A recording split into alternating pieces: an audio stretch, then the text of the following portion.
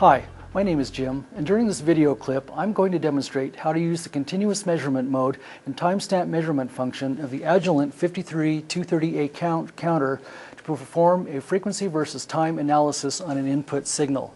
This type of analysis is commonly performed using a modulation domain analyzer. The signal we are going to analyze is a 10 MHz square wave FM modulated by a 6 kHz sine wave with 50 kHz of FM deviation. With the signal connected to the counter, we can go ahead and start our counter configuration. We begin by first presetting the instrument by pressing the preset key. Once the preset is complete, we can go ahead and set the measurement mode. We press the advanced key and select continuous. Continuous allows us to obtain continuous gap-free timestamp measurements. We select the measurement function by selecting timestamp. Our sample rate will be 1 MHz, which we will leave as the default value. What we will want to do with these measurements is export them from the counter into a laptop where analysis can be done using an Excel spreadsheet, for example. To do that, we take a USB thumb drive and insert it into the USB host port on the front panel of the counter. Once the USB drive is inserted, we can then go ahead and start the counter's data log function to export the data.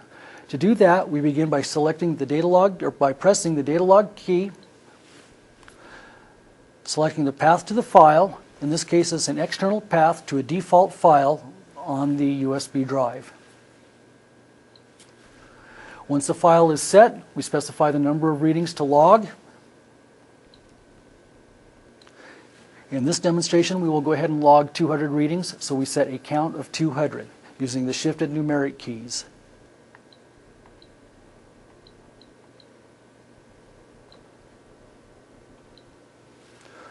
Once the count is set, we can go ahead and press run to begin the data logging.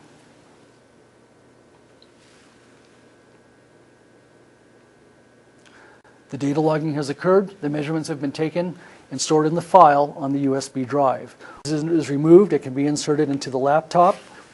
Using an Excel spreadsheet, the timestamp data can be analyzed and a plot of timestamp versus frequencies can be displayed within the spreadsheet as shown. It is important to note that the continuous measurement, the continuous gap-free measurement mode of the counter provides this type of analysis, not available on many counters of this class.